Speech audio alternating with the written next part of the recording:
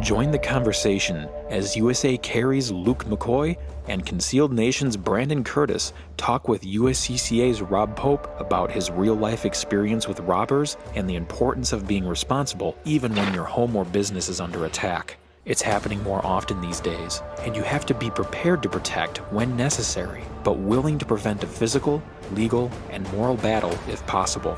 Regular training is the key to controlling how you react and making the right choices in any self-defense incident. In this broadcast, you will understand the value of avoiding armed conflict. You'll learn why instinct without discipline is dangerous, and you'll discover the 3 things every gun owner needs to act with confidence.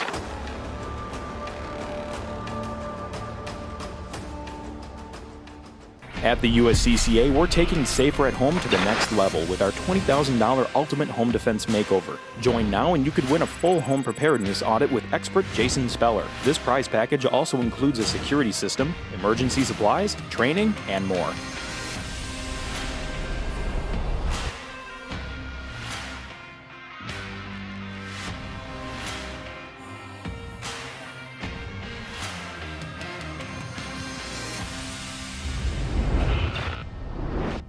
What's going on? This is Luke with USA Carry, and today I'm with Brandon from Concealed Nation and Rob Pope from the USCCA, and we're going to be talking about 2 break-ins that he had at his business, which is close to his home, about 200 yards from his home, and kind of going over that and looking at some security footage of the incident. So, thanks, guys, for having me. I appreciate you bringing me on.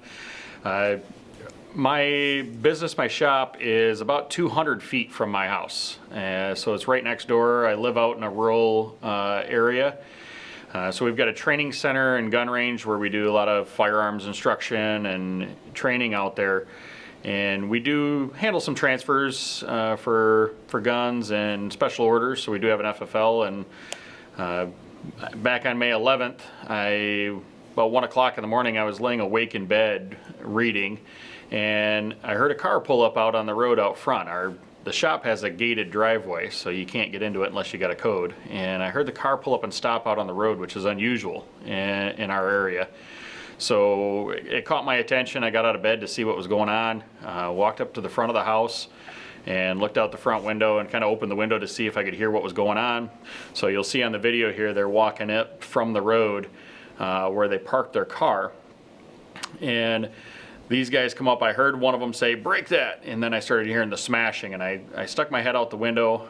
Right at this point here, I'm now starting to yell at these guys. My house is about 200 feet off to the right from the video that you're watching there, and I'm watching out my bedroom window, these guys busting into my shop, and started yelling at them, telling them to get out of there. Emotions kicked in. I started, thinking about, what could I do to stop these guys or to intervene? Whether it was the rifle sitting in front of my feet by the window there, or running out the front door and trying to confront them in between the car and the shop. And fortunately, my training, the amount of training I do and keeping up to date on things and stuff kicked in, and I didn't get involved. So inside the video here, you can see these guys when they break in, they jump in through the window and end up running around inside of our classroom. I'm expecting to find a bunch of display cases full of guns, which we actually did used to carry, but we just handle transfers and special orders now. We don't stock anything. We do have a number of rental and loaner guns in the facility for classes that are locked up in a vault where these guys can't get to them. But they come in, they run around, wondering where everything's at, smash a display case, and then leave with nothing. But watching all of this happen live, I really wanted to get involved, and fortunately training kicked in and said, no, that's not what you do.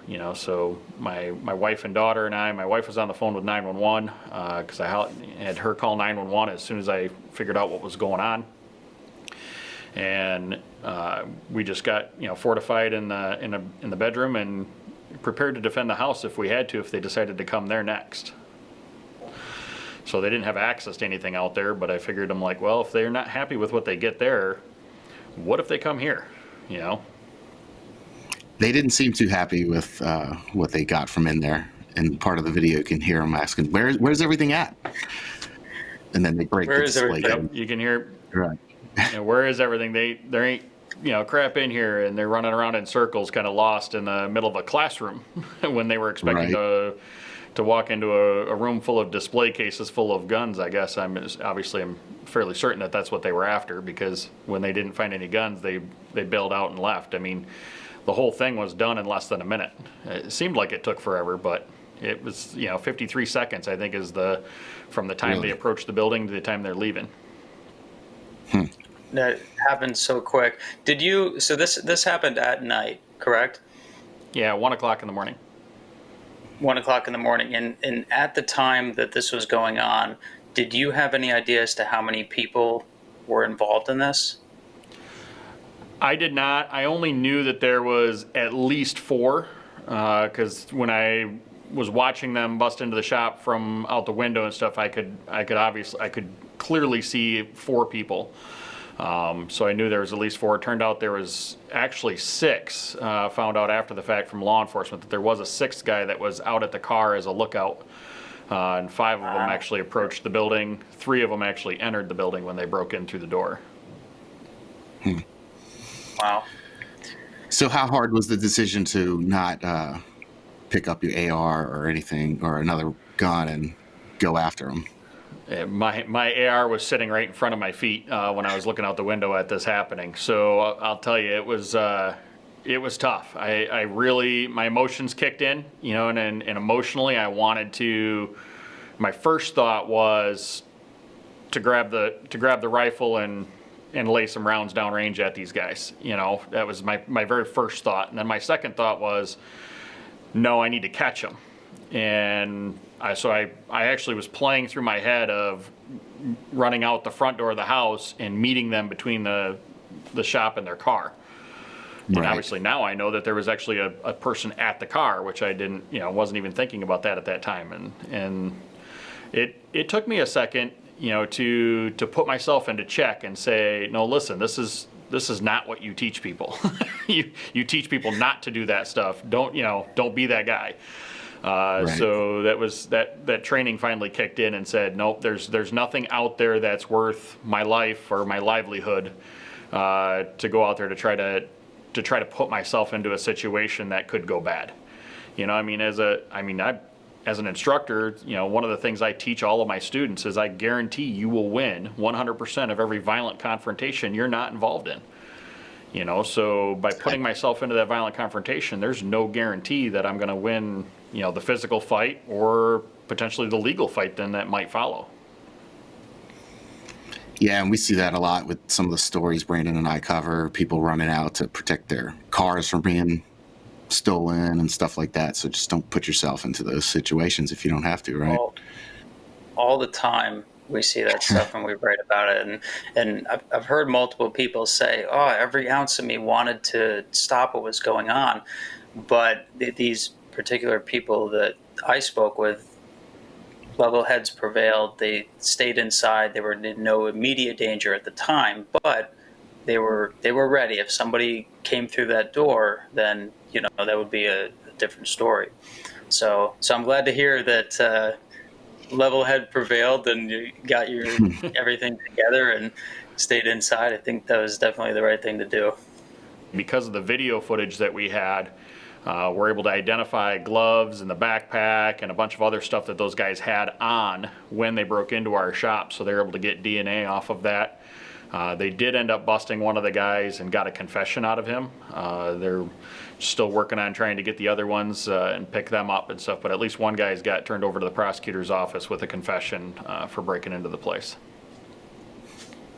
And they've been hitting a lot of other gun stores as well, this group? Yeah, that's what the state police were talking to me about, is saying that they believe it's and obviously now that they picked one up, they're fairly certain it's a group of adolescents, I guess you could say, younger gentlemen and stuff that aren't quite gentlemen, that have been hitting gun shops and cell phone stores all over West Michigan, basically. Yeah, we had the same thing around here right at the beginning of the stay-home orders. They had a group of adolescents hitting gun stores. multiple times, and I think they just caught 2 of them earlier this week. So it's interesting. So how was the police response time for your first incident since you were home? We were on the phone with police before they actually even made entry into the building. And from the time we made the phone call until the time that the state troopers showed up at our place and stuff was 13 minutes. So we're out in a rural area, so it's, they're coming from a long ways away. It's not that they were even busy, or anything like that. I mean, they were an immediate response. They just had that far to go to get there, and it's right. I live up in a rural area. It's one of those things that you kind of think that, hey, I'm up in the rural, in the boonies and stuff. Nobody, messes around with anything up here, and you don't have any types of these problems. But, I think that a lot of times you see the criminal element realize that police response time is much slower up in those rural areas just because they're so much further away. So, Right. don't let your guard down just because you live out in the boonies type thing. This happened the second time, right? Just Correct. recently. We had 20 days later, we had a different group that broke into the facility. There was 8 of them that broke in that time. They did less damage than the first group. They were a little dumbfounded by the fact that the door had a piece of wood in it and it wasn't glass anymore because it was still boarded up from the first one. Same result too. It's actually the interior video almost looks like it's the same incident because they do literally the same thing. They run around in a circle. They just come in from a different access point. They came in through a window on the second one.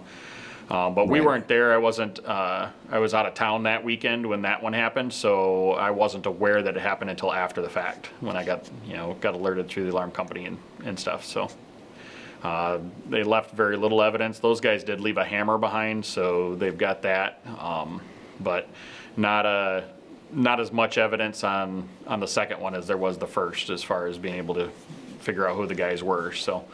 Those guys were not nearly as organized either. They were kind of a bit of a cluster, just not knowing what was going on.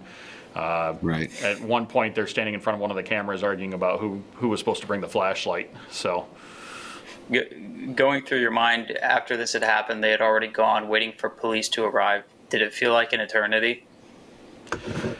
The whole entire incident felt like an eternity. It's the video is 53 seconds from when they approached the building until when they were running away. Man, that felt like it was like 10 minutes. It just felt like it was forever that those guys were there. And then, even leading up to waiting for the police to arrive and everything, it seemed like it took forever. I'd have swore it'd have been an hour before the police showed up, but it was obviously 13 minutes. So, but it did seem like it. The adrenaline gets pumping. That's slow motion time that sets in. That's even part of what we train in with our classes that we teach. Nothing terrible happened. Nobody was injured. You and your family were safe. What do you think if things did escalate? What's the benefit of having something like a USCCA membership? Well, the USCCA membership, is kind of like a 3-legged stool. The training that they offer through the classes that instructors across the country teach.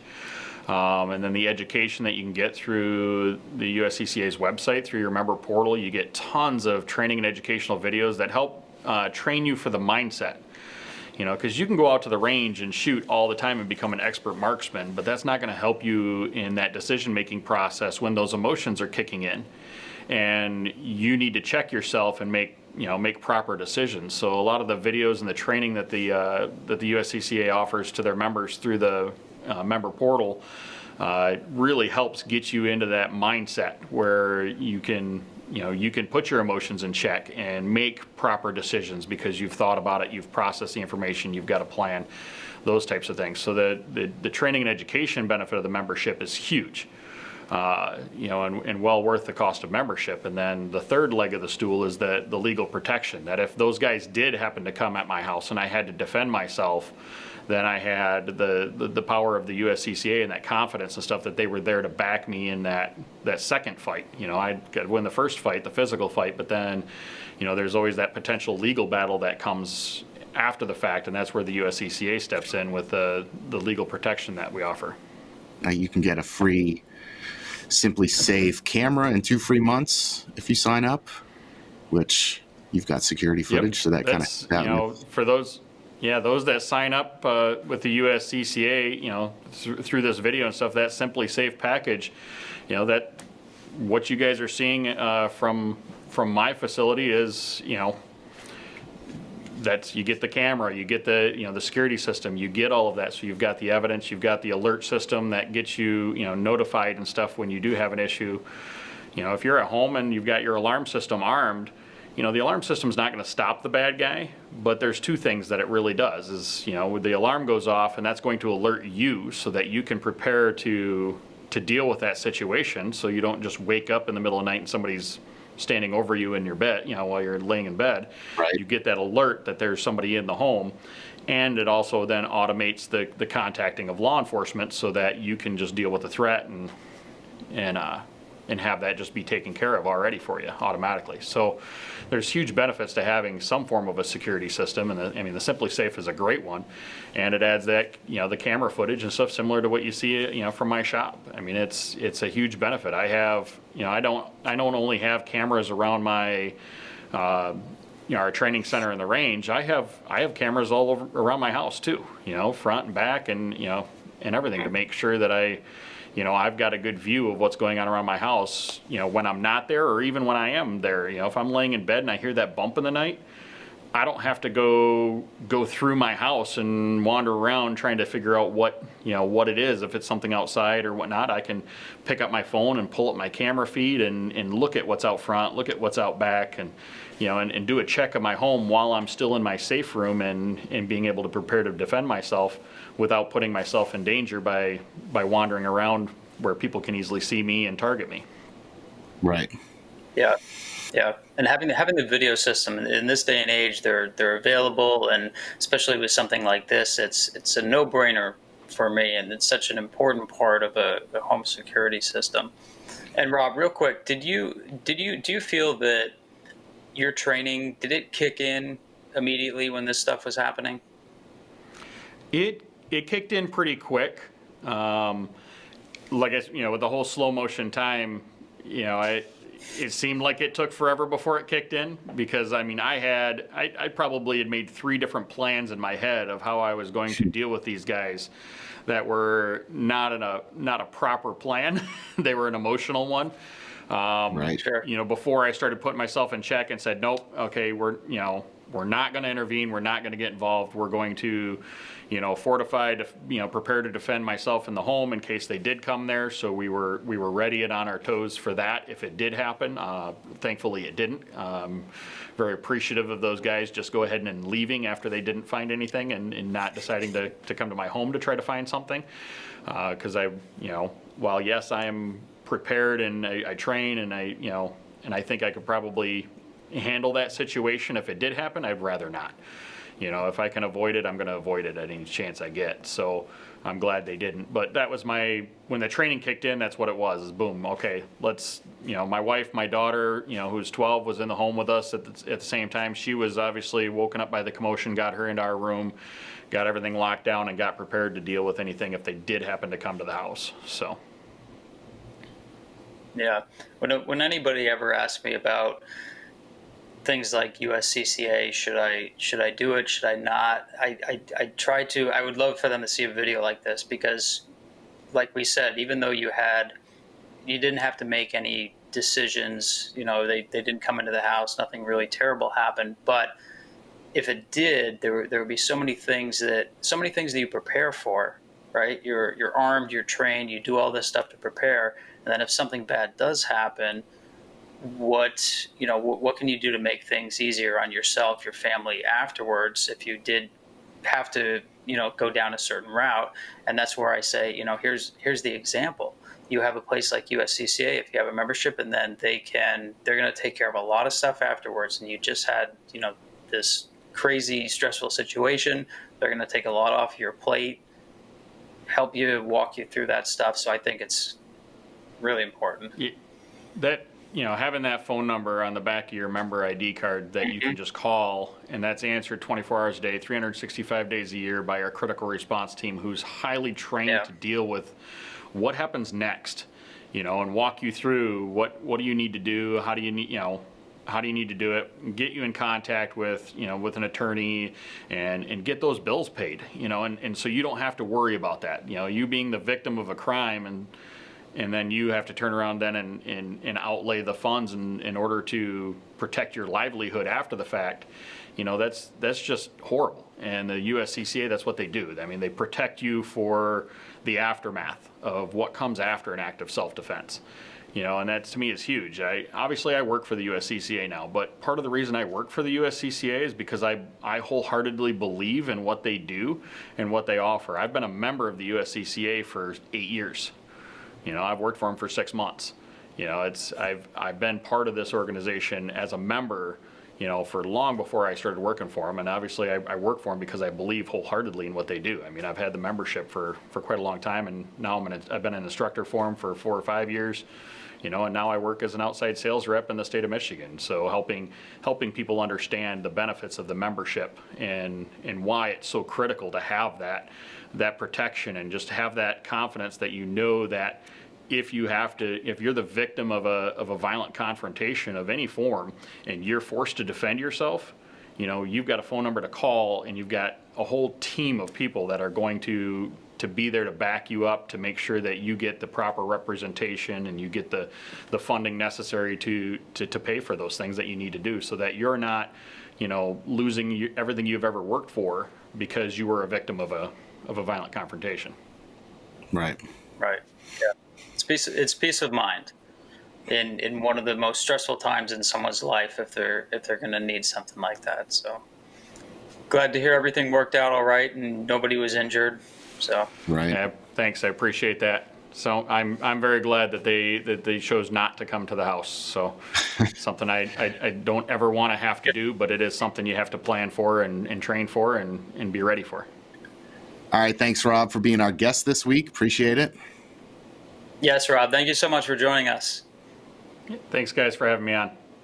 And you can find USA Carry at usacarry.com, Facebook, Instagram, YouTube at USA Carry. Brandon, where can people find you? You can find Concealed Nation. You can go to concealednation.org, and we're on Facebook, Instagram, all those places. Just search Concealed Carry.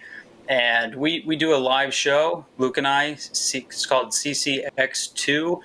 Every Thursday at 9 p.m. Eastern. So be sure to check those out. We stream to 5 different locations. You can hit up pretty much anything related to USA Carry or Concealed Nation. We'd love to have you join us for one of those. Cool. See y'all next week. At the USCCA, we're taking Safer at Home to the next level with our $20,000 Ultimate Home Defense Makeover. Join now and you could win a full home preparedness audit with expert Jason Speller. This prize package also includes a security system, emergency supplies, training, and more.